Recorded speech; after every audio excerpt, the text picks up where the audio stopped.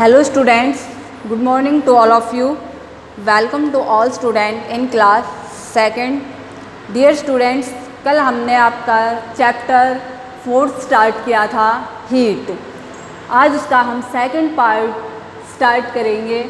तो हमने कल डिस्कस किया था हीट के बारे में और हमने डिस्कस किया था ट्रांसफ़र ऑफ हीट। तो हीट तो क्या थी? Form of energy. हीट क्या है? Form of energy. सेकंड हमने डिस्कस किया था ट्रांसफ़र ऑफ हीट।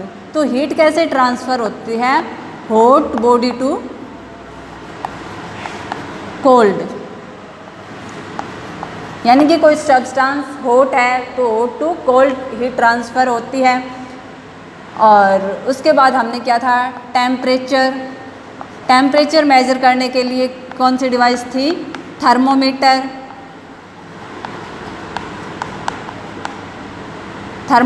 का हमने यूज़ किया था। थर्मोमीटर क्या है? जो डिवाइस होती है विच यूज्ड टू मेज़र टेम्परेचर्स।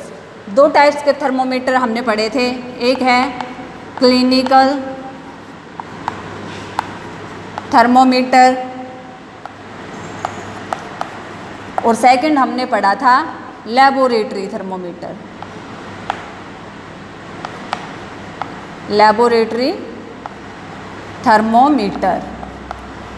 तो ये हमने कल डिस्कस किया था। तो क्लिनिकल थर्मोमीटर था वो ह्यूमन बॉडी का टेम्परेचर मेज़र करने के लिए यूज़ किया था।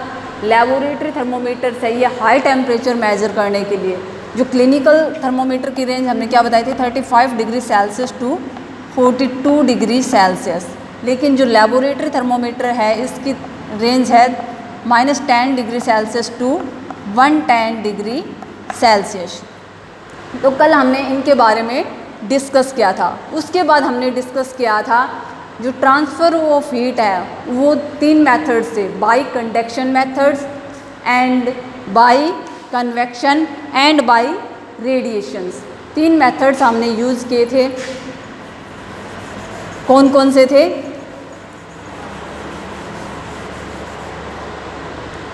ट्रांसफ़र ऑफ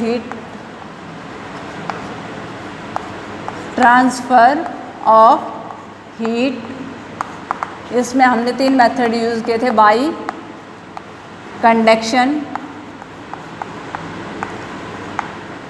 सेकंड था बाय कन्वेक्शन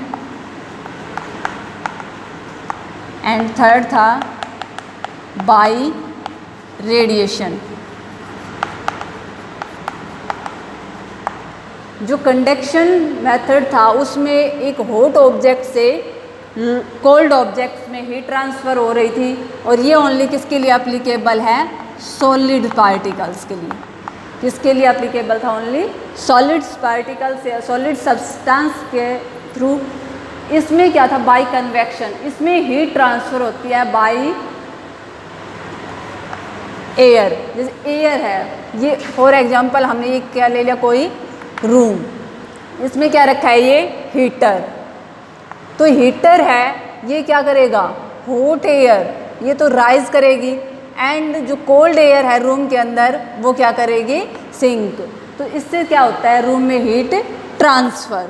तो ये मेथड था by convection of heat transfer methods. तो by convection of heat transfer method में क्या था? कोई भी रूम ले लिया हमने, जैसे उसमें एक हीटर रखा है तो हीटर से जो हॉट एयर निकलेगी वो राइज करेगी और जो कोल्ड एयर है वो क्या करेगी?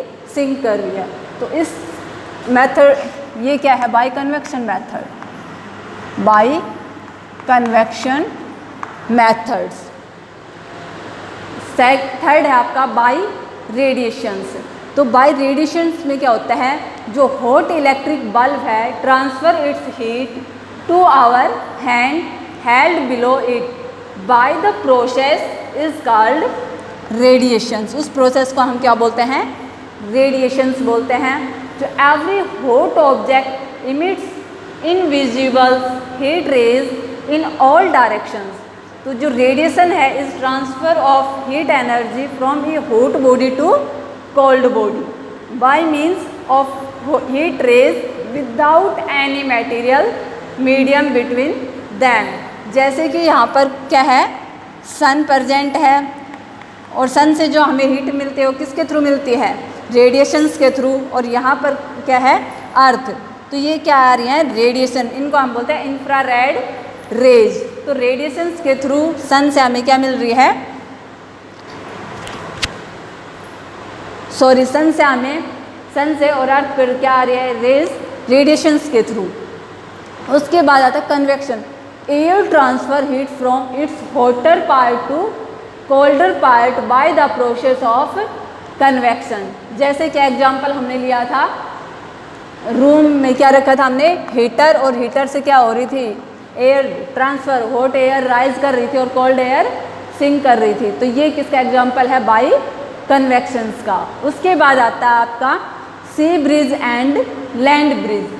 फॉर एग्जांपल यहाँ पर हमने ये क्या मान ली, लैंड है, ये क्या है, हॉट, और यहाँ पर, यहाँ हमने क्या ले लिया, सी। तो इसमें हीट ट्रांसफ़र कैसे होगी, सी ब्रिज में, जो कूल एयर फ्रॉम सी से मूव करेगी टुवार्ड्स लैंड, सी से किसकी तरफ मूव करेगी, लैंड की तरफ। ये क्या किस टाइम होता है, only day time. Day time क्या करेगी, कूल एयर सी से मूव करती है लैंड की तरफ। लेकिन at night time, at night time इसके अपोजिट होगा, जो कूल एयर है वो ट्रांसफ़र करेगी land to sea, land to sea की साइड ट्रांसफ़र होगी, ठीक है। और यहाँ पर नाइट के टाइम क्या हो जाएगा, मून प्रेजेंट,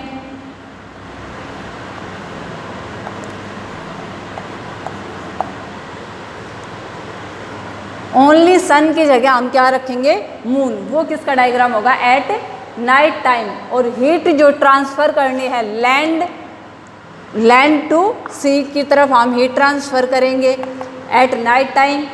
इस और डे टाइम में क्या हो जाएगा, यहाँ पर सूर्य प्रेजेंट और कूल एयर है वो करेगी सी मूव्स टुवार्ड्स लैंड।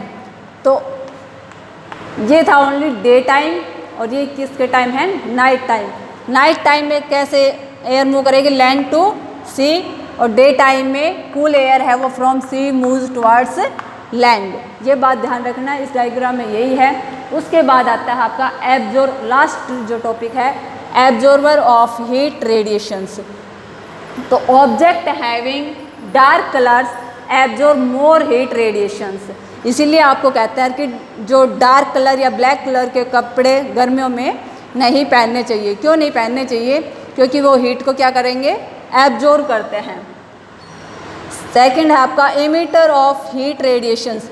जो हॉट ऑब्जेक्ट है having dark colour emit more heat radiations than hot object having light colours. अब आपका क्वेश्चन अराइज होता है, in place of hot alignment it is advised that the outer walls of houses be painted white। तो white paint क्यों करते हैं उनके, because जो हाउस पेंट होता है वाइट या लाइट कलर्स का, वो एब्जॉर्ब करता है very little amount of heat rays, so it reflect most of the sun raise.